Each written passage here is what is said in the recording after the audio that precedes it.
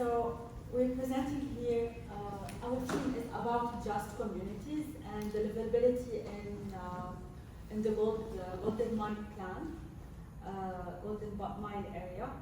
So as a definition, a just livable design promotes diversity and livability by fostering a better sense of development for everyone in the community.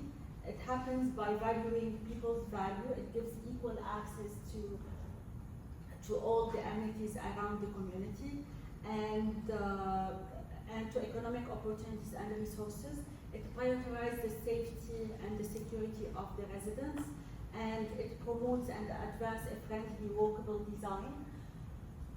It provides ample opportunities and choices with regards to services and retailing options, ensuring that residents have a diverse range of goods and services.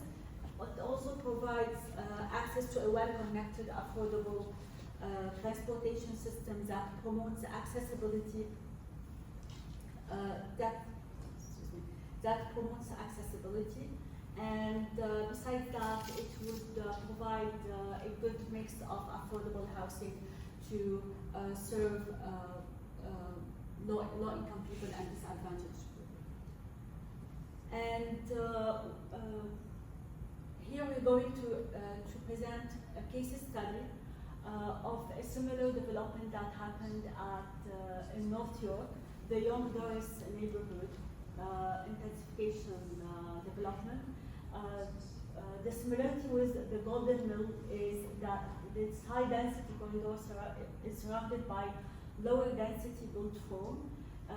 It's also spurred by arrival of higher order rapid transit in 1974, and it's centered along wide arterial road, and it's subject to a secondary plan. So I'm going to make a comparison, a socio-demographic comparison between Young Doris neighborhood in North York and between Wexford, Maryvale, which is the neighborhood in which Golden Mine is located. So we can see here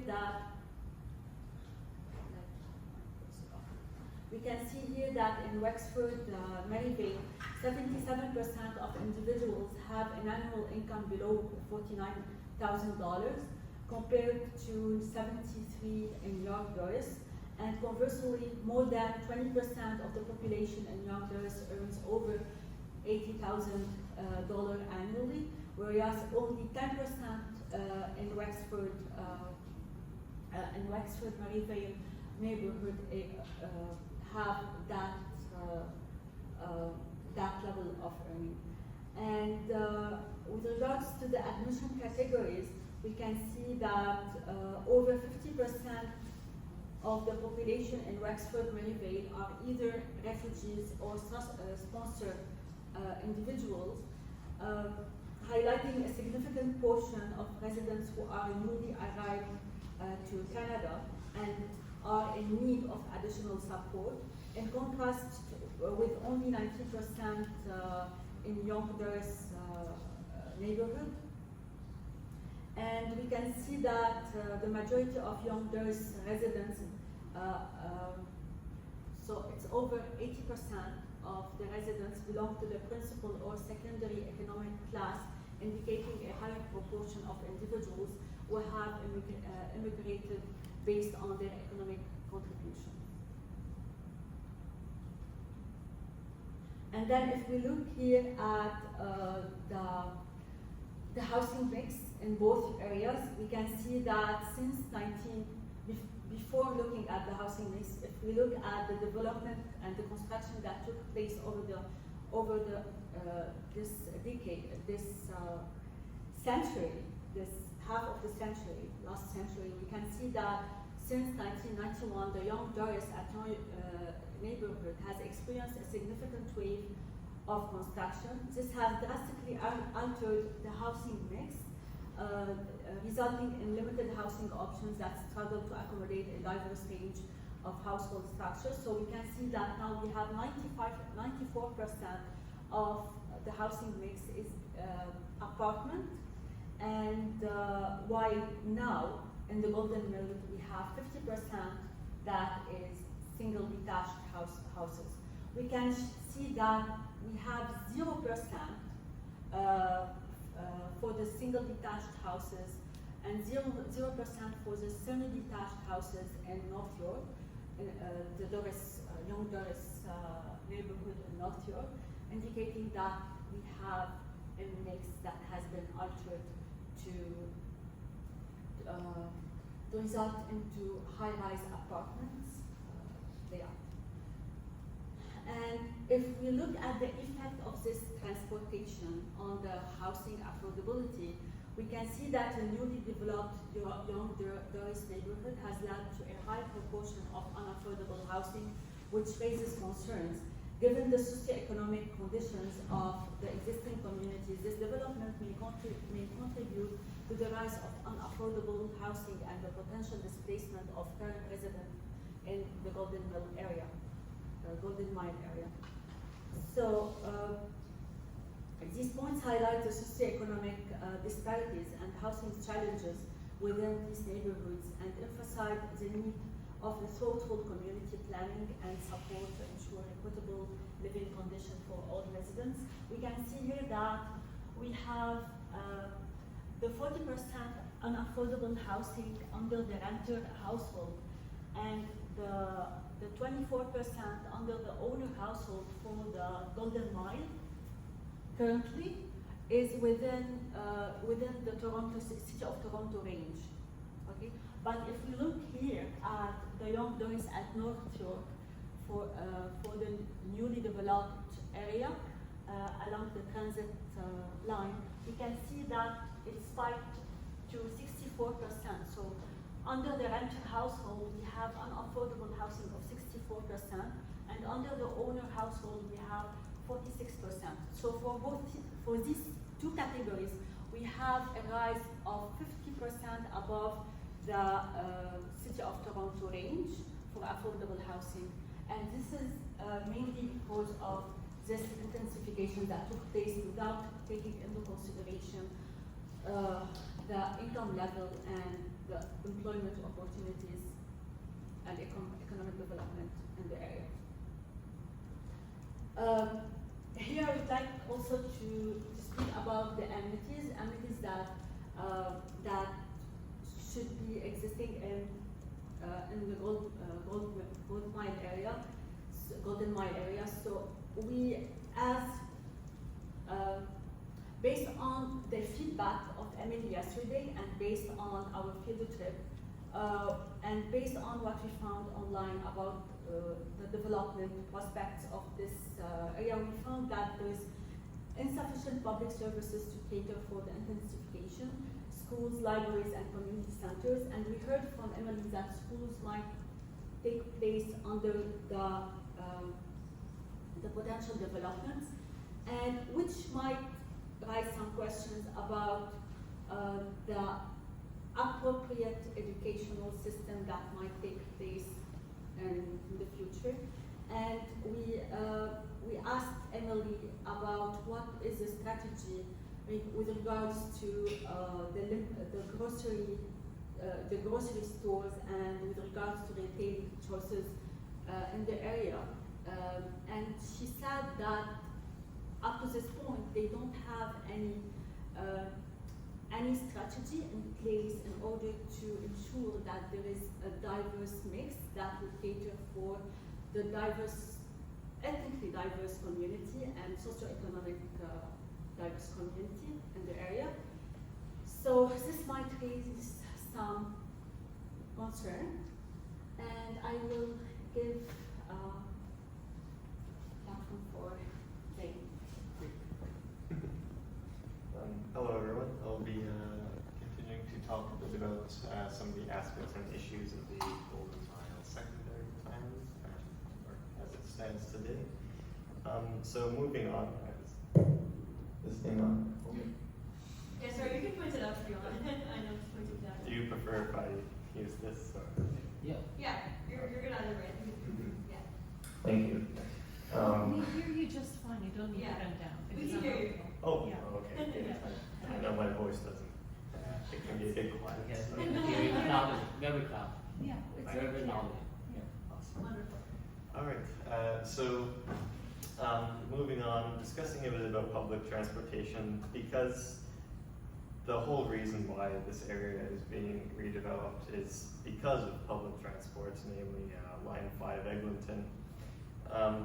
Some issues that we identified were the fact that while East-West transit is pretty decent once Line 5 opens up, whenever that is, North-South transit will have to be augmented in order to serve the very high density of 500,000 people that will be moving here or to the area. So currently there are 6 bus routes that run through the Golden Mile area: the 24 Victoria Park, 924 Victoria Park Express, the 67 Pharmacy, 68 Warden, 968 Warden Express, and the 17 Birchmount. However, of those 6 routes, only the 24 Victoria Park is part of the 10-minute network, meaning that people can wait for a maximum of 10 minutes or less for a bus to come. And it's already a very heavily used route, about 22,000 daily riders in 2023, which represents a near 100% recovery from its post-COVID ridership. And that number is only probably going to continue to grow. Increasing the frequency of perhaps the 68 Warden and perhaps even the 17 Birchmount may be necessary in order to accommodate the increase in north-south travel demand that will occur. In addition to that, while East-West transit should be okay, the planned Line 5 frequency of 5 minutes may have to be increased. This is due to the fact that, once again, 54 to 56,000 people moving to the area with, as we all saw with the City of Toronto maps, the vast majority of the development occurring along the line, and it's the 5 or 6 stops that serve the Golden Mile area. It may get oversaturated, and given the fact that the capacity of the surface section is only 9,000 people per hour per direction, which is a bit on the lower end when it comes to rapid transit. They may need to increase frequency. However, it is questionable as to whether that's possible, given the fact that the line is runs on a surface alignment and is thus subject to traffic conditions and traffic lights and other issues that a streetcar would essentially. So there are some issues with that. And moving on, road design. From looking at the secondary plan, they want to maintain the existing right-of-way width and number of lanes for most, if not all, roads in the area, from what we understand. Mainly widening roads to provide more sidewalk and tree space. This is found in Schedule 3 of the Golden Mile secondary plan. That, of course, I meant to elaborate, right, just as congestion, but essentially congestion, like widening. I mean, they want to maintain the number of lanes. I don't know if they want to add any, but still, performing road diets could help to reduce congestion by discouraging driving, and especially if you were to implement these along with the transit improvements, it should make driving less attractive. But back to the road, right away with widenings. Eglinton, which is already 36 meters wide, is planned to go to 43 meters.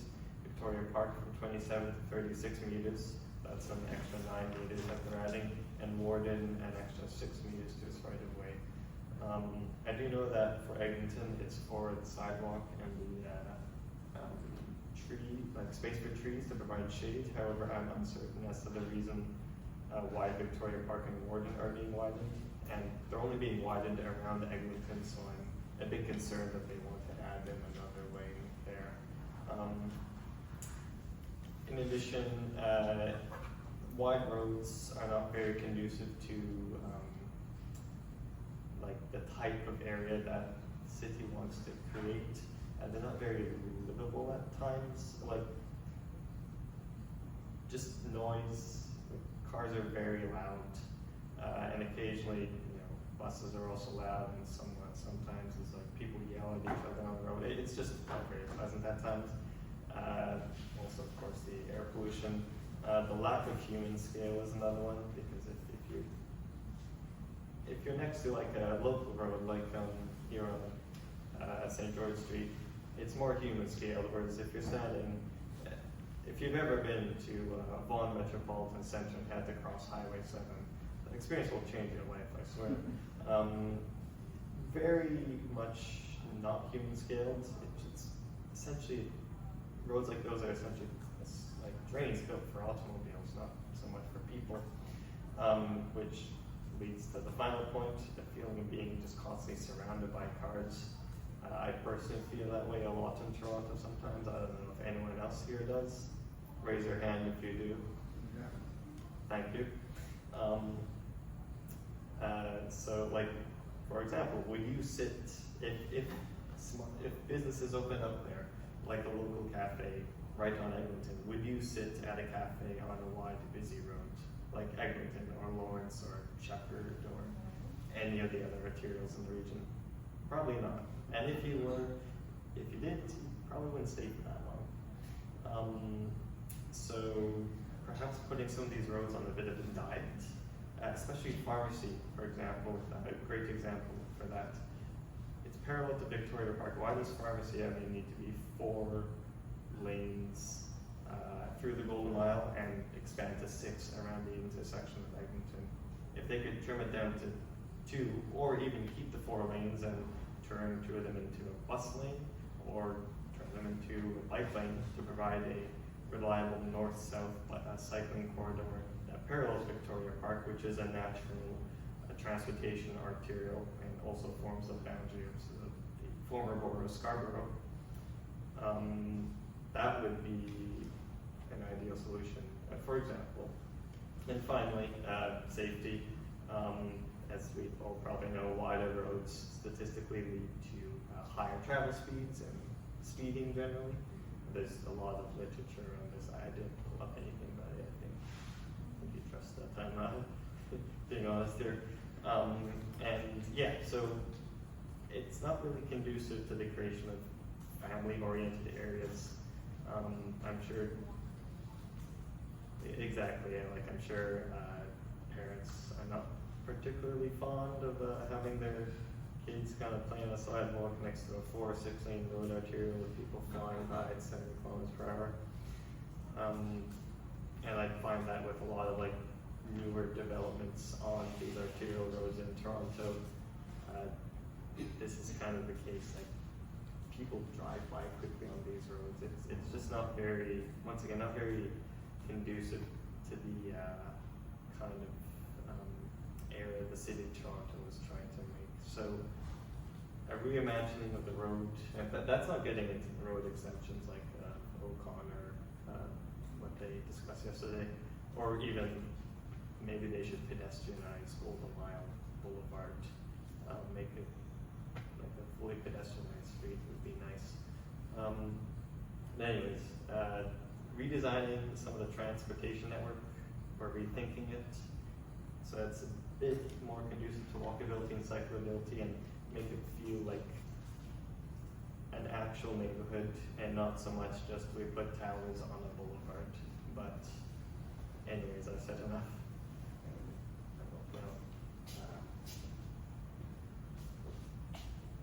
And here I want to add some thought from the temporal dimension, and as my roommate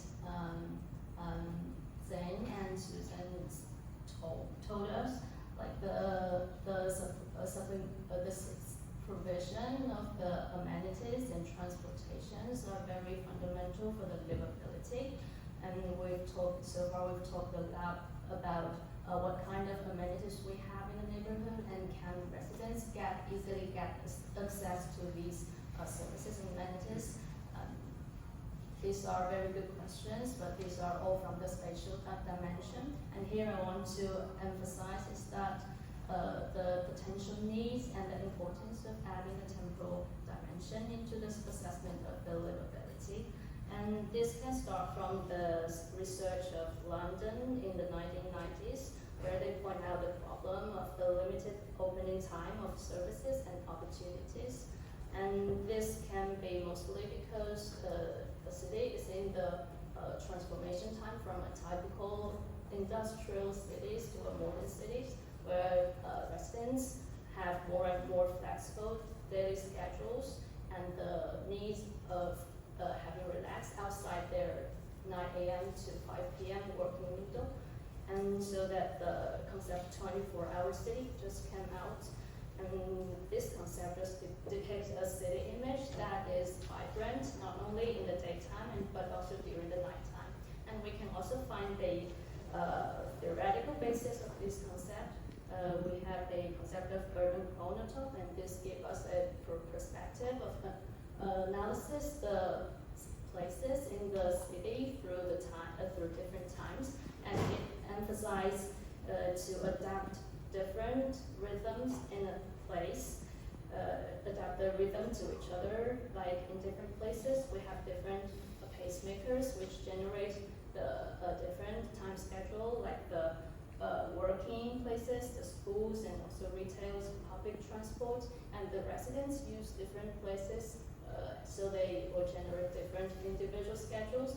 And the ideal pattern is that different rhythms are adapted to each other, and we can have the opportunity to use different, like different services in the in our all the day and night times.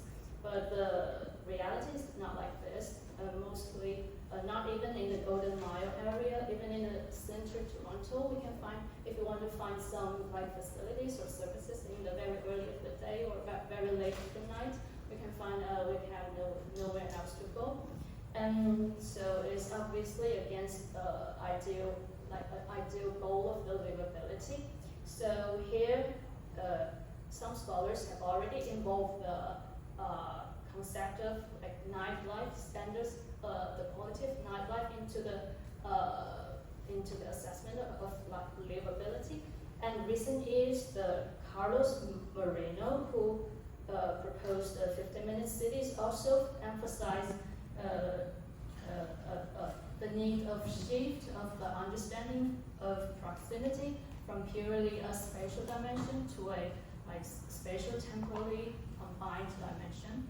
And they basically, he just emphasized that people not only need these different amenities, but also they need to have the opportunities to use them in different times of the day.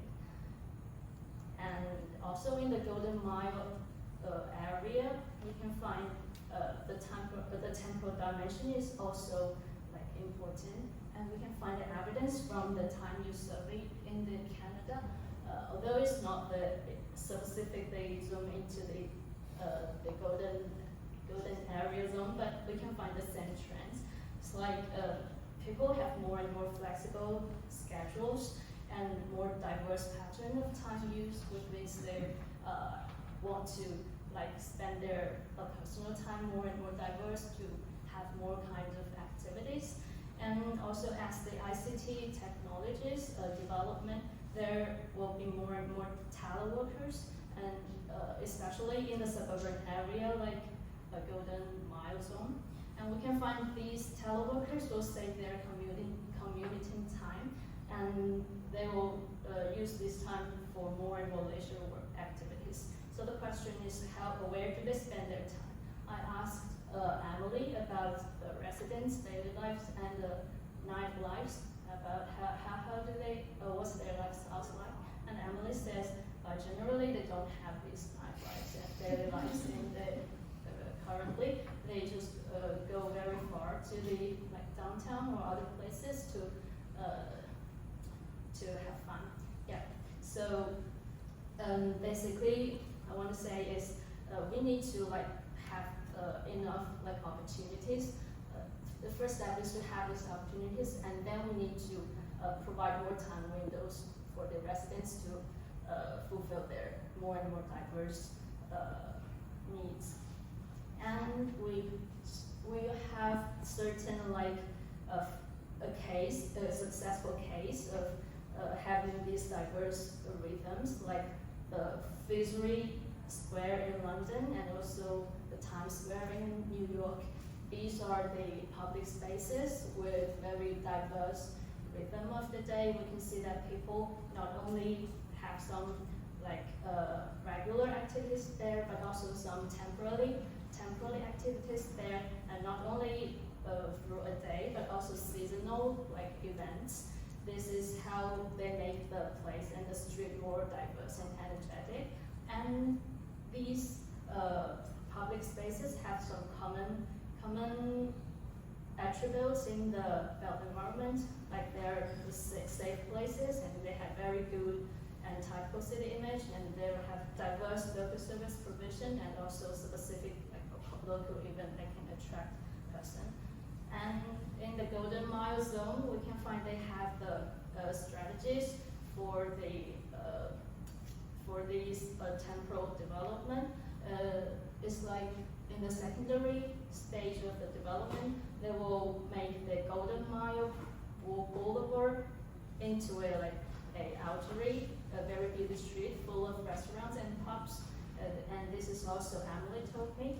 And these streets will have the fundamental of a very good walkability and very good attractions from building a places full of greenness.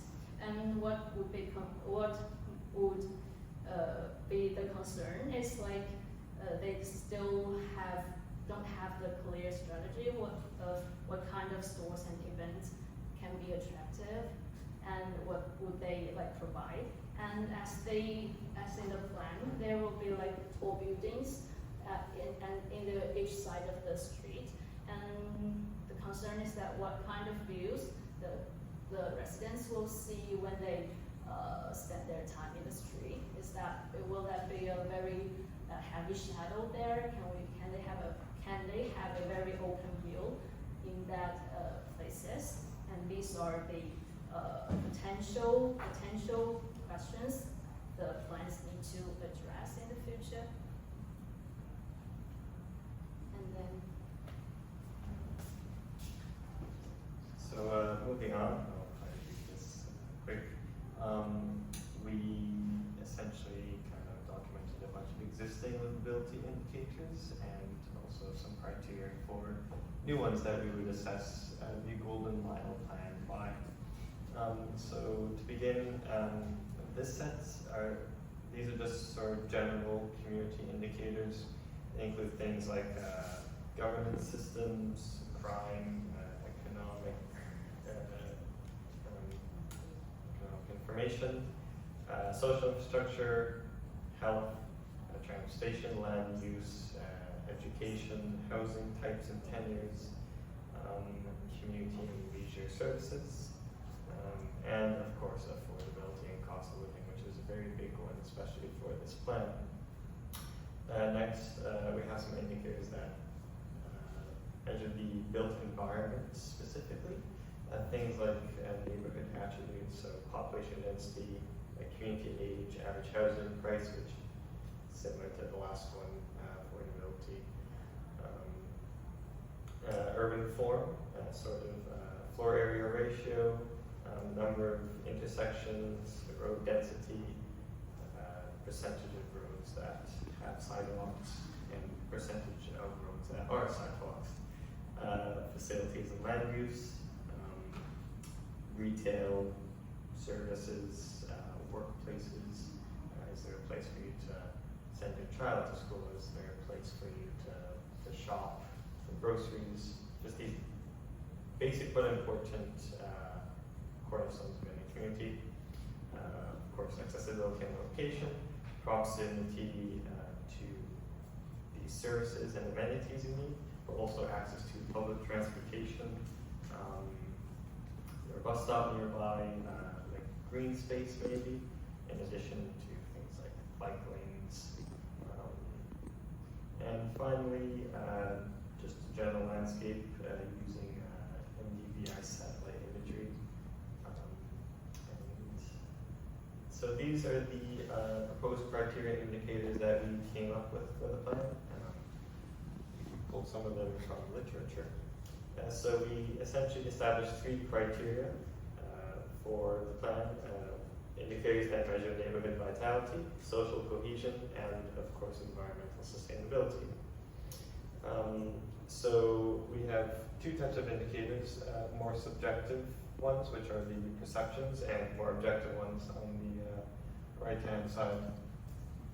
So the subjective ones, perceptions on the environment. This includes things like safety, street cleanliness, street aesthetics, like how, like is the street nice to look at? Is it,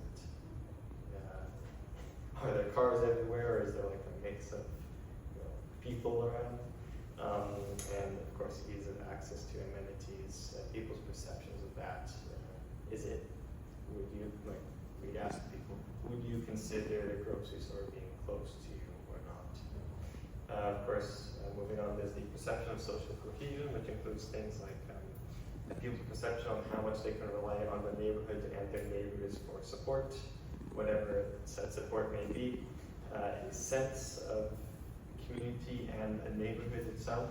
Does it feel like a coherent place, or is it, once again, does it feel like people just put a bunch of towers together and call it a day? And finally, is the neighborhood exciting and energetic? Because, as you may have been following in the media, other people find downtown Toronto, for example, quite boring, and I would agree with them. Moving on, the more objective indicators, your standard run-of-the-mill ones, density and diversity, which include population density, a mix of land uses, and event and entertainment opportunities. So how many, you may feel that the neighborhood is boring and all, but objectively, how many opportunities are there in the area? Spatio-temporal accessibility, proximity to local amenities, public transportation, and green space, all very important. And finally, the design of the area. So block sizes, are the blocks large, like in Shanghai, or are they small, like in Portland? Provision of walking and biking facilities, the connection of walking and biking routes, like how they all tie together, and do they connect to important community hubs, like for example, the mall, the light rail station, and of course, how much greenery is scattered throughout the area. Things like street trees, maybe bioswales if we can fit them in, and parks. And then moving on.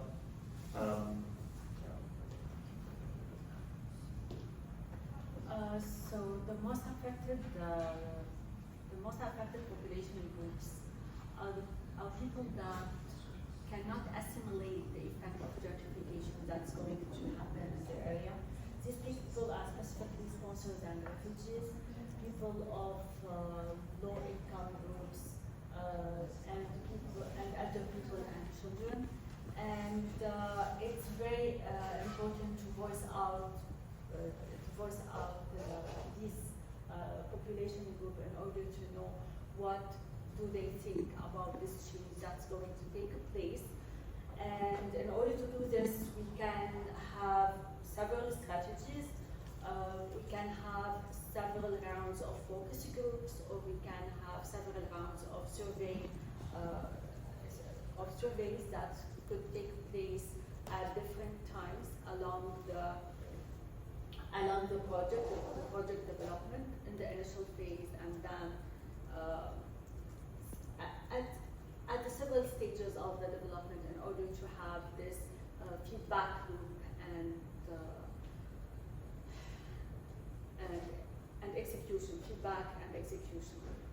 And as a survey strategy, usually we conduct surveys at home, but it's very beneficial to think about conducting neighborhood surveys about design and built environment features within the actual spatial environment, which would allow respondents to express the outcomes of their real interactions with the space, providing more accurate and relevant feedback.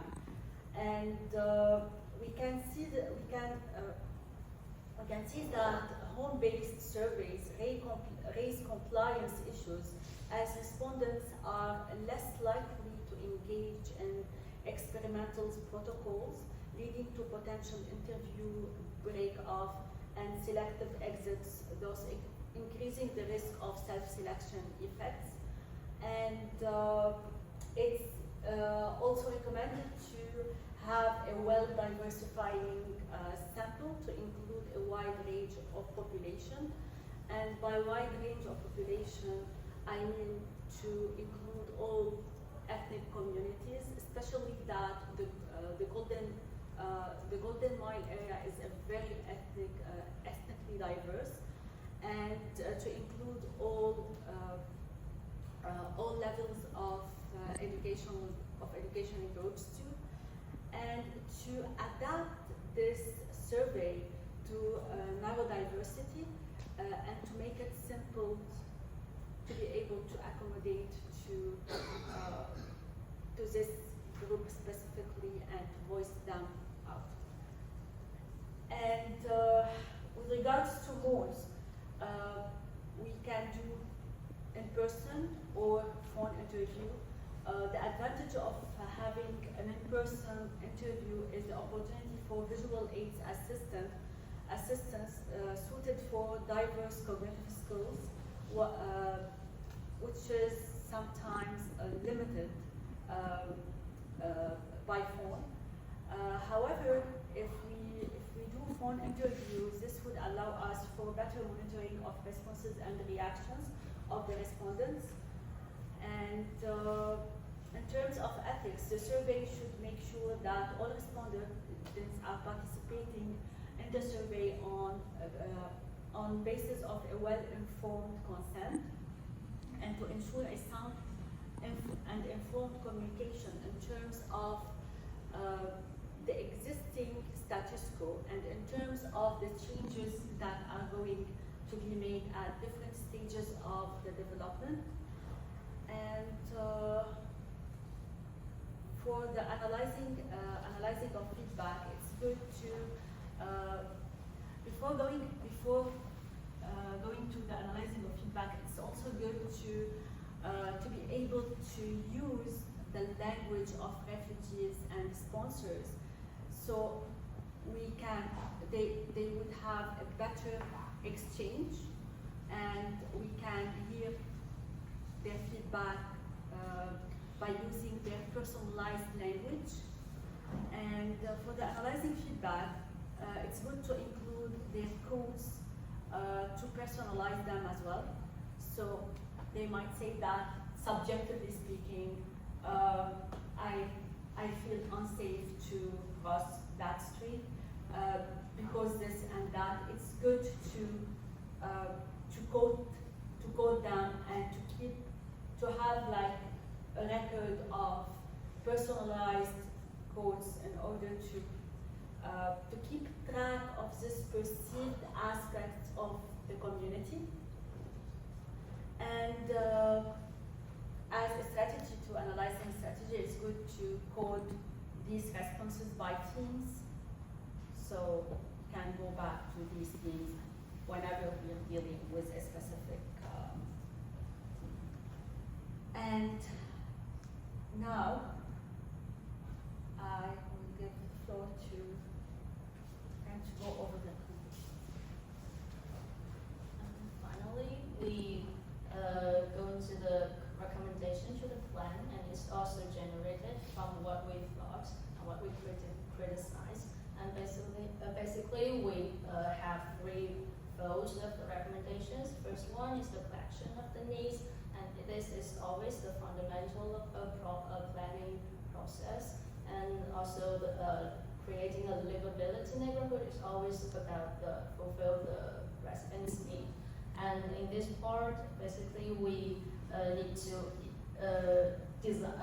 make some effective survey design in order to let the residents know what we're asking, and so with that we can get some effective responses. And also we can have multi-channel survey, including both the offline and online one, and also maybe some phone through the phone.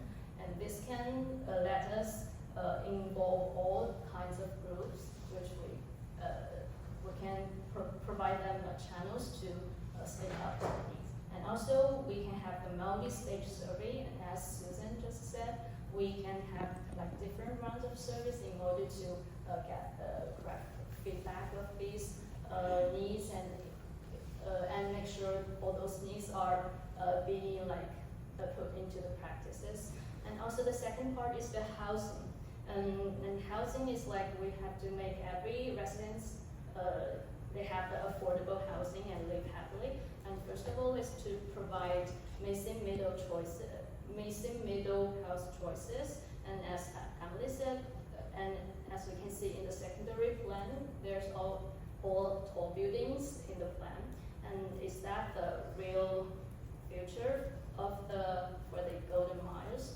And would that like bring out some other questions? So what we suggest is to provide some like other choices, like missing middle choices, and also the houses with diverse price ranges in order to cover the different income levels groups. And the third part is the amenities and street design. We need like diverse and enough amenities and services in order to capture residents' daily needs, in order to like hold them in the neighborhood, let them use the neighborhood. And this includes like sufficient and diverse amenities and the good street connections, good walkabilities and bikeabilities, and also the sufficient workspaces and employment opportunities in that we can like eliminate those remote commutes, and also some time policies which are like kind of popular in the European areas. We can have some like multi-uses public spaces, and also the multi-opening times of different stores and public places. And what I want to also say is to like preserving the existing fabric, attracting people to the place where they can live, work, and play. live, work, and play.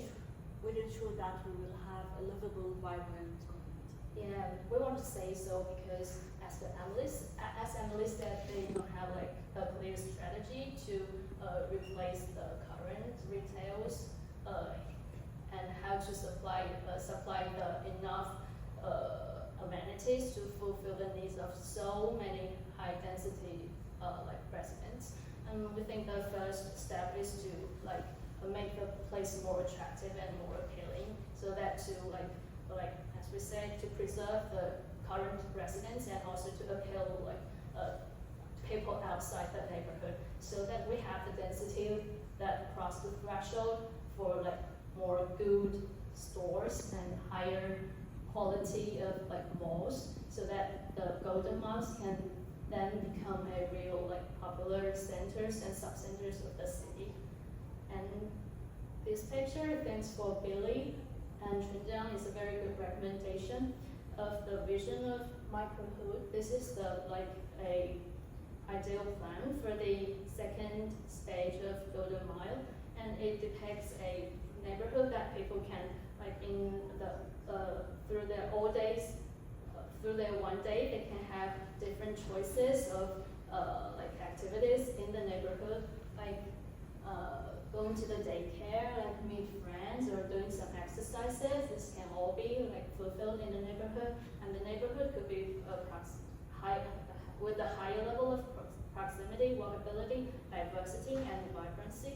And this can also be compared to the recent concept of like 50-minute cities and complete cities, and like these concepts. And we think if we do the changes to the plan as we talked in the previous talk, we think this can be a possible future for the Golden Mile, and we hope so. And thank you very much for listening.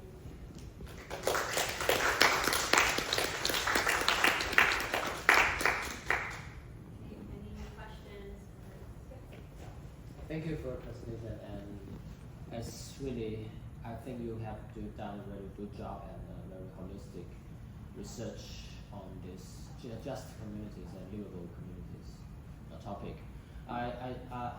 And also you touched a very good point that the secondary plan, current secondary plan is missing how we can organize or how we can think about the amenities within the neighborhoods. So it's more like a TOD development currently, a development plan currently. It's not like a community plan currently. And I also like the first case comparisons between the already built existing plan and also the current plan, the current Golden Mile area. I just have one question, and I'm wondering your opinion on that, because Golden Mile area, as we see on the plan, there might not be many displacement of existing residents because the current building plan is more like displace or replace the retail areas. So there will be more residents coming in instead of like replacing existing residents to new residents. So in your idea that what kind of residents in the future you think the Golden Mile should encourage or should attract?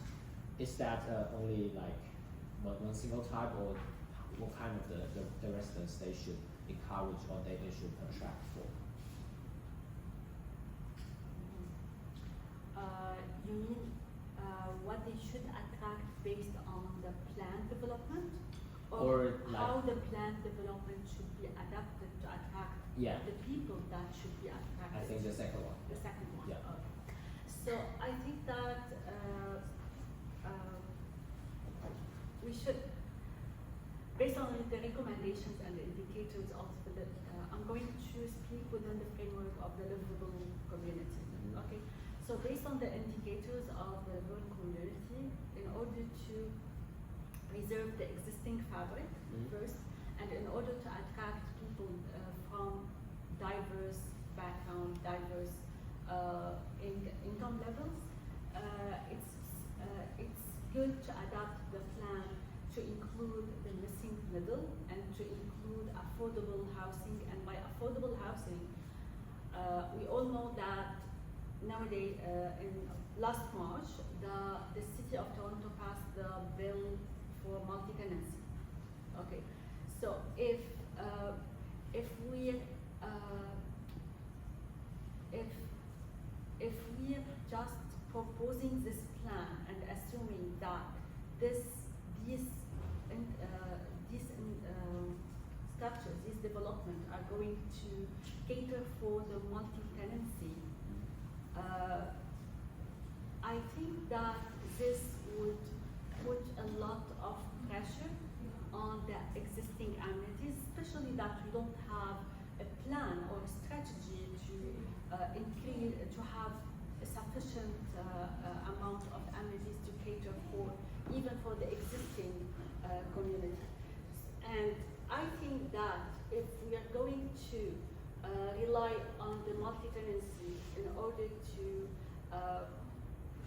have this development, to have this development or to have this development fields, this would work against the purpose of affordable housing, because this mechanism is going to rise the rental prices and the apartment prices in this development for the traditional household in the area, or the households that are going, families for example, that are going to, that would like to live in what is sold as being a livable, walkable environment. So I believe that in order to attract people of diverse household structures, it's good to include within this plan the missing middle housing, So instead of going with a replica of the DT, okay, it's good to go for instead of going for the flashy development, okay, it's good to go for the concrete, practical, diverse size housing in order to cater for this, for the diverse household structures. and to attract them into the area. Did I Thank answer you. the question? Yes, of course. Just I don't know if it's possible for the provincial planning that highlight or ask the owners to have different kind of housing or just. Yeah, it's not. I don't know And the the purpose- law, to be honest. If we commercially driven, it's not going to be it's not going to be the right idea to propose something like that. I thought you had a great presentation. Thank you so much. It was really comprehensive. A lot of layers to it. Also, I think a great addition to what the first group presented. I thought like there were some parallels that were really interesting. Two aspects maybe. The spatial temporal dynamic and the chrono design I thought was really nice, and also I think you kind of tried to narrate how this would happen in like this image here, sort of the 24-hour city. How does that, or does it play into your criteria and indicators of what a livable city is? And how would you translate that as an indicator? So what would you use as a measurable indicator for a neighborhood that activates these spaces, especially public spaces, at different stages of the day? It's a good question. Actually, I haven't found any like references that some places have actually put into practice. So I only have some like imaginations about it. It's basically the basically thoughts is that people can have fulfill their needs in most of their days. So a question can be asked in the survey, like, can you like fulfill different needs? We can separate the needs into different levels, like the leisures, like catering, like doing exercises, and like the emergency healthcare, something like that. And can you like fulfill these kind of needs in any of the time of the day? This can be a criteria. And also we can have some questions about the perception of the temporality of the public space. We can ask the residents like, what do you think of the temporal diversity of the public space? And we can make it more detailed. Like, do you think do you have like diverse nightlife or satisfied nightlife in the neighborhood? Or this is kind of like scaling questions, and we can also leave some blank for the residents, like what do you think you can like what kind of needs that you can't be like fulfilled in different times of day, and what are the suggestions you want to give to the neighborhoods that you want to have related to this time dimension. Could it be operation hours of the amenities? Oh yeah, that's also a This good could be an indicator. Yeah. Yeah. I think it's a really nice idea to think about these aspects, Yes, yeah. because one of the previous students asked about, how safe do we feel in a public space? And yes, putting a police station is one option, but the other option that you most likely know about is having eyes on the street, right? So what Jane Jacobs coined, and we create this by activating public spaces throughout different stages of the day. And if amenities are planned that way, that they attract pedestrians in the morning, in the afternoon, and the evening, then we actually create those safer environments as well. So I think it's a very nice It idea. made me think about a question in a survey that has been used in Europe about livable cities, livable communities. They asked them, how safe do you feel to walk after dark in downtown or in your neighborhood? So this would bring in 2 points, safety and temporal aspect also. Sure. Because like safety is the like fundamental built environment basis for the like diversity street, dynamic street, and it's only the street is safety and attractive so that people want to use it. Yeah, so it's a very big subject. And that was also like just to add in tying to one of the indicators we had, which was block sizes. Essentially smaller blocks are much easier to navigate, and as we learned in the 50s and 60s, the super blocks of the post-war development period do not lend themselves very kindly to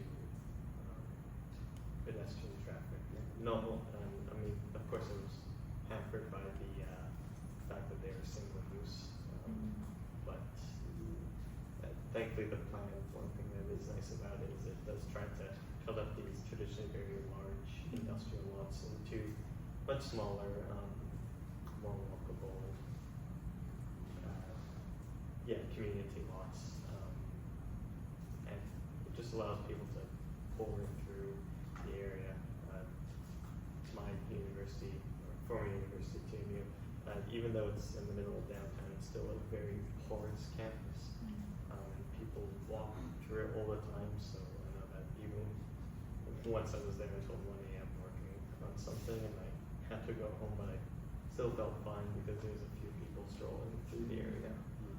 So making sure that the block sizes are small enough that people can just, can walk and make sure it's very porous. And it's unfortunate that, I'd like to add one more. It's unfortunate if we don't cater the area with sufficient level of retailing. It's this development, specifically the development of the transit system, is not going to feed the purpose of lowering the congestion level, because people might drive anyway, might need to be always car dependent to drive outside the area to fulfill their needs. So, and this is going to be to put a lot of pressure in the Gold Mile area in terms of traffic and the outer area too.